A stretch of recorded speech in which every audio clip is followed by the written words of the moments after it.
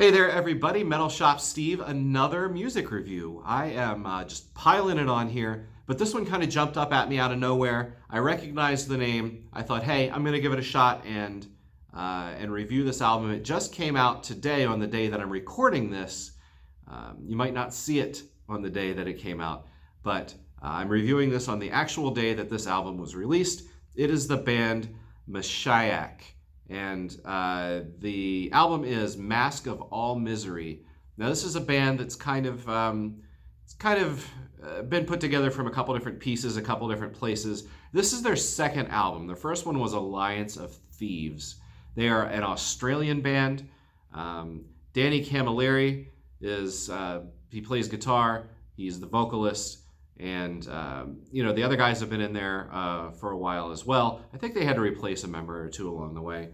But this album, overall, stylistically, I would say it's a little hard to categorize and pinpoint. Just like when I talked about Savage Messiah, some people want to call them a thrash band, some people want to call them a metal band, but they're just a really great metal rock band, and it's hard to, maybe even unfair to kind of pigeonhole them into one area. But they have elements of hardcore, they have elements of thrash.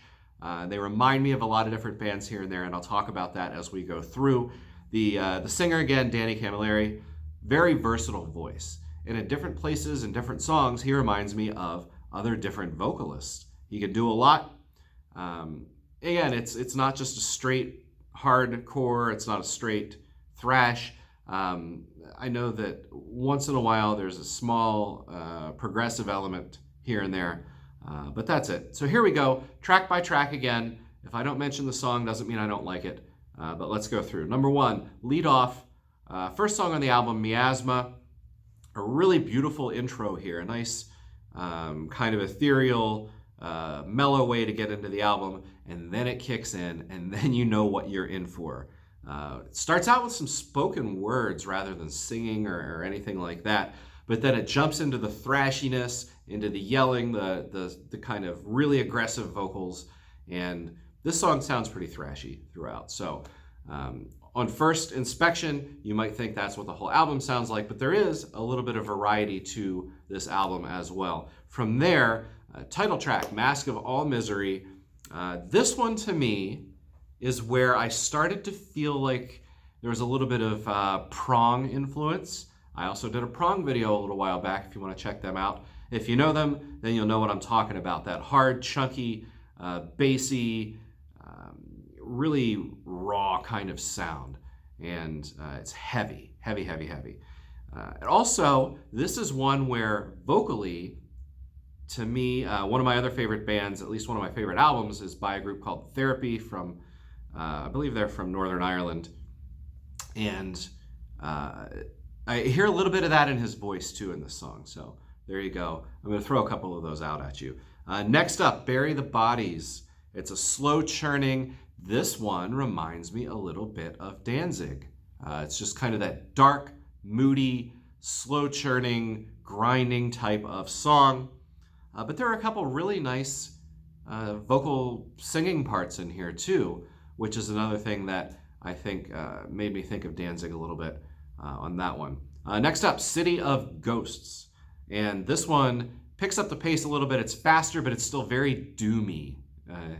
Not do-me, but doom. Doomy, doomish, doom-esque, maybe. So that's that one. Moving on from there. Now with this album, I like the stuff that's early on, but my favorite songs come kind of right in a chunk here in the middle. So that's up next. Face of Stone. That's the first one of the ones on here that I really, really like a lot. That's just, power. It's power. It's something kind of prong Pantera almost. I don't know. But that hardcore kind of sound. The heavy drums, bass, guitar, vocals, just take no prisoners kind of style. From there, Tears That Burn the Sun is the next track, and this one just has such a great groove, a great, great riff, great vocals, an all-around, really well-rounded song, maybe the most well-rounded song on the album for what it does. That's followed up by a song called Doves, and This one has an acoustic intro to kind of maybe throw you off a little bit, but also to show that they can do some things other than just pound it right down your throat. Dove's acoustic intro, and then you've got some contrasting vocals. I don't know who else is singing here. Maybe it's another bandmate, I believe. But there's Danny's kind of gruff, rough vocals, and then they take turns going back and forth, and then there's this lighter, more melodic voice that comes in and balances him out. I like that. They kind of do that throughout the track too, so it adds really a nice layer, a nice element to the sound you're getting in the song. It's slow, it's emotional. I would even say instrumentally, it's a little bit soulful. So there you go, Doves. Next up, in the final hour, and this one is one of my favorite words that I like to use, riffy. I like riffy, nice guitar riffs. That's how it opens up. That's how it plays out the whole way through. Just really passionate lyrics and vocals in this one. So if you're tuning in here and you're listening and you kind of get lost in the style and you don't really pay attention to the lyrics, I think you're missing out, because there's some pretty good lyrics here on this album as well.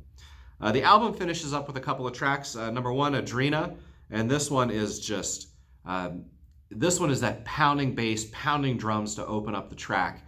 It's angry, it's loud, it's aggressive, and pretty much stays that way the whole way through. And finally, they end the album with a song called Godless. It's the longest song on the album, about almost 7.5 minutes long on this track. And this one, another comparison for you, a little bit of Rob Zombie, White Zombie, maybe. A little bit of that vibe. Vocally, it has a little bit of a vibe to it, I think, just in the phrasing and the way it sounds. Even the instrumentation sounds a little bit like something Rob Zombie had his hands on. So hopefully all those things I threw out there, the comparisons, hopefully the band is happy with those kind of comparisons, because that's surely what you can hear. Not saying they're trying to rip anybody off, because they're not, but you can hear the influences in there. It's kind of it's one of these songs that usually when you get a song that's this long, you go through some tempo changes in different parts, and the same thing happens here with this one. It slows down a little bit. Well, I should say, first of all, it's very guttural. It's very fast through most of it, and then somewhere around the middle, maybe a little bit after the middle, you get a really cool guitar solo, and then it slows down, kind of hits the brakes a little bit, slows down, kind of plugs along for about a minute, and then jumps right back into more guitar solo. So I love that, and that's how it kind of rides out the rest of the song. It remains heavy and hard there through the end of the song, and it finishes up that way. So I think a versatile band. At first you might not think so, but if you give it a chance and you sit and you listen all the way through track by track, you're going to hear the versatility of this band, both vocally and instrumentally, and what they can do. I think it's a solid second album from these guys. Definitely something to check out. If you enjoy thrash, if you like Savage Messiah, if you like prong, a lot of those different things that I mentioned, I think you are really going to enjoy this album a lot as well. Even if you're just a metal fan and you want to go out and check out something new, go out and check it out. Mask of All Misery by Meshiaak just came out today, the day I'm reviewing it, which I think was November 15th. So you'll get this a couple days later. But go out and check it out anyway. That's all I've got. Thanks for coming by, and tell me what you think about the album if you've heard it, and any of the comparisons that I might have made. That's all I've got. Thanks for coming by.